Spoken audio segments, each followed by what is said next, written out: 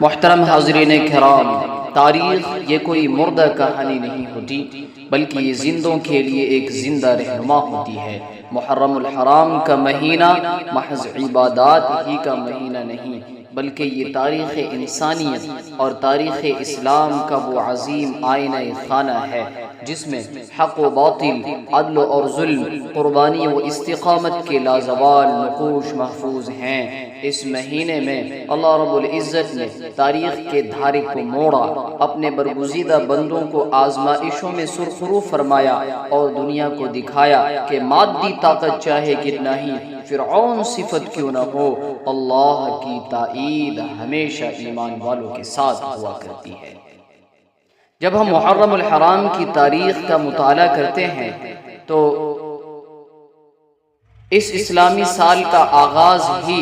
ایک ایسی عظیم اور دردناک شہادت سے ہوتا ہے جس نے اسلام کی سیاسی اور سماجی تاریخ کا رخ بدل دیا۔ یکم محرم الحرام کو مراد مصطفیٰ، خلیفہ دوم، عدل و انصاف کے پیکر، فاتح بیت المقدس سیدنا عمر بن الخطاب رضی اللہ تعالی عنہما جام شہادت نوش فرما کر اپنے رب کے حضور حاضر ہوئے۔ آپ وہ عظیم ہستی ہیں جن کے بارے میں حضور اکرم جناب محمد رسول اللہ صلی اللہ علیہ وسلم نے فرمایا تھا کہ اگر میرے بعد کوئی نبی ہوتا تو عمر ہوتے۔ آپ کے دور خلافت میں اسلام کی حد قیصر و کسریٰ کی سلطنتوں کو پامال کرتی ہوئی لاکھوں مربع میل تک پھیل گئیں، لیکن ایک مجوسی غلام ابو لؤلؤ فیروز نے آپ کی عادلانہ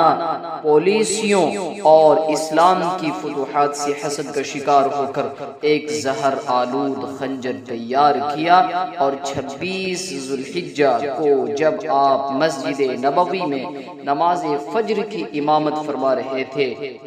اس شقی القلب نے حالت نماز میں آپ پر وار کیا۔ آپ شدید زخمی ہوئے اور 3 دن بعد یکم محرم الحرام کو شہادت کے اعلیٰ مرتبے پر فائز ہو گئے۔ سیدنا عمر فاروق رضی اللہ تعالیٰ عنہ کی یہ شہادت ہمیں یہ درس دیتی ہے کہ ایک سچے مومن کا جینا اور مرنا صرف اللہ کے لیے ہوتا ہے۔ آپ نے آخری وقت میں بھی نماز کی فکر کی اور امت کو عدل و انصاف کا وہ نظام دے کر گئے جس کی مثال دنیا پیش کرنے سے قاصر ہے۔ طوفان نوح سے نجات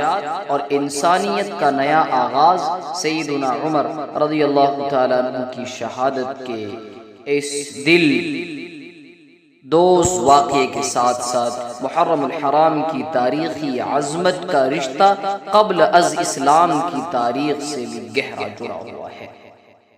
روایت کے مطابق اسی مہینے کی 10 تاریخ یعنی یوم عاشوراء کو اللہ تعالیٰ نے زمین کو سرکشوں اور نافرمانوں سے پاک کرنے کے بعد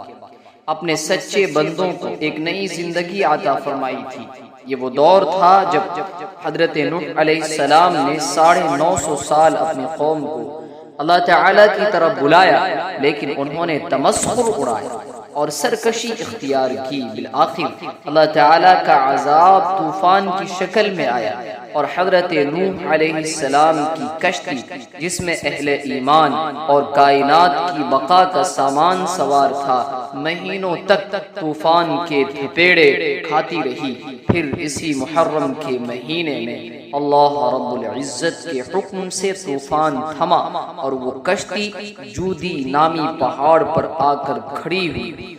جس سے حق و باطل پر ایک عظیم عالمی فتح نصیب ہوئی اور زمین پر انسانیت کا ایک نیا آغاز ہوا۔ سیدنا موسیٰ علیہ السلام اور بنی اسرائیل کی فرعون سے نجات، اسی طرح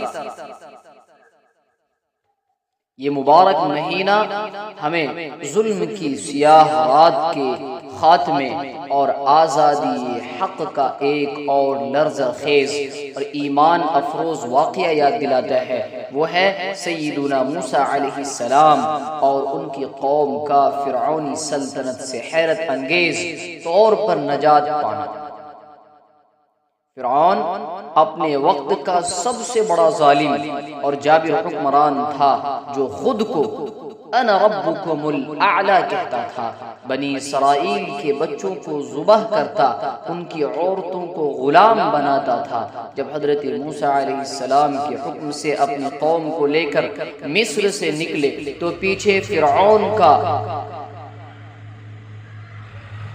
بپھڑا ہوا لشکر تھا اور آگے بحر قلزم کا بپھرا ہوا سمندر، بظاہر بچنے کا کوئی راستہ نہ تھا اور قوم گھبرا اٹھی، لیکن سیدنا موسیٰ علیہ السلام کا ایمان پکارا کہ ہرگز نہیں، یقیناً میرا رب میرے ساتھ ہے، وہ مجھے راستہ دکھائے گا۔ چنانچہ اللہ کے حکم سے سمندر میں 12 راستے بن گئے، حضرت موسیٰ علیہ السلام اور ان کی قوم سلامت گزر گئی۔ اور جب فرعون اپنے لشکر سمیت اسی راستے پر آیا تو اللہ تعالیٰ نے پانی کو واپس اپنی حالت پر لوٹنے کا حکم دیا، جس سے فرعون اپنی تمام تر مادی طاقت کے باوجود سسکتا ہوا سمندر میں غرق ہو گیا۔ یہ واقعہ ہمیں سکھاتا ہے کہ جب ایمان مضبوط ہو تو سمندر بھی راستے دے دیا کرتے ہیں۔ میرے محترم بھائیوں، محرم الحرام کی تاریخ کا ذکر اس وقت تک مکمل نہیں ہو سکتا جب تک کہ اس عظیم ترین قربانی کا ذکر نہ کیا جائے جس نے اسلام کے چہرے کو ہمیشہ کے لیے سرخ رو کر دیا۔ ہجرت کے 61ویں سال اسی محرم الحرام کی 10ویں تاریخ کو میدان کربلا میں نواسہ رسول جگر گوشہ فاطمہ سلطان کربلا سیدنا امام حسین رضی اللہ تعالیٰ عنہ نے اپنے پورے خاندان رفقا کے ساتھ وہ قربانی پیش کی جس کی مثال آسمان نے نہ اس سے پہلے دیکھی تھی اور نہ بعد میں دیکھے گا۔ امام حسین رضی اللہ تعالیٰ عنہ کی یہ جنگ کسی اقتدار، مال و دولت یا زمین کے ٹکڑے کے لیے نہیں تھی، بلکہ یہ جنگ اصول اسلام کو بچانے کی جنگ تھی۔ جب یزید نے اسلامی خلافت کو ملوکیت اور آمریت اور ذاتی خواہشات کے سانچے میں ڈھالنا چاہا تو خانواد رسول کا غیرت مند خون تڑپ اٹھا اور آپ نے سوچا کہ اگر آج محمد رسول اللہ صلی اللہ علیہ وسلم کے نواسے نے اس باطل نظام پر خاموشی کی مہر لگا دی تو قیامت تک کے لیے دین اسلام کا چہرہ مسخ ہو جائے گا۔ چنانچہ تپتے ہوئے ریگزار 3 دن کی پیاس، معصوم بچوں کی سسکیاں اور سامنے لاکھوں کی تعداد میں یزیدی لشکر، ان تمام کے باوجود قربان جائے نواسہ رسول صلی اللہ علیہ وسلم کے عزم و حوصلے پر کہ خنجر تلے سر تو کٹوا دیا مگر جابر سلطان کے سامنے بیعت کا ہاتھ نہیں بڑھایا۔ آپ نے ثابت کر دیا کہ مومن سر کٹا تو سکتا ہے مگر باطل کے سامنے سر جھکا نہیں سکتا۔ کربلا کا یہ معرکہ ہمیں سکھاتا ہے کہ حق کی راہ میں تعداد اور مادی اسباب کی کمی کوئی معنی نہیں رکھتی۔ یزید بظاہر جیت کر بھی تاریخ کے کوڑے دان میں ہمیشہ کے لیے ذلیل و رسوا ہو گیا، اور حضرت حسین رضی اللہ تعالیٰ عنہ اپنا سر کٹا کر بھی کائنات کے دلوں پر راج کر گئے۔ بقول شاعر، قتل حسین اصل میں مرگ یزید ہے، قتل حسین اصل میں مرگ یزید ہے، اسلام زندہ ہوتا ہے ہر کربلا کے بعد۔ میرے بھائیوں، ان تمام تاریخی واقعات کا نچوڑ یہ ہے کہ محرم الحرام کا مہینہ ہمیں قربانی، عدل، استقامت اور حق پر مر مٹنے کا درس دیتا ہے۔ سیدنا عمر فاروق کا عدل ہو یا امام حسین کا صبر، حضرت موسیٰ کی ایمان افروز شجاعت ہو یا حضرت نوح علیہ السلام کا توکل، یہ سب ہمارے لیے مشعل راہ ہیں۔ ہمیں اس مہینے میں محض قصے کہانیاں سن کر خاموش نہیں ہونا چاہیے، بلکہ اپنی زندگیوں میں ان بزرگوں کے نقش قدم کو نافذ کرنا چاہیے۔ اللہ تعالی ہمیں تاریخ اسلام کے ان درخشندہ ستاروں کے نقش قدم پر چلنے کی توفیق عطا فرمائے۔ وآخر دعوانا ان الحمد للہ رب العالمین۔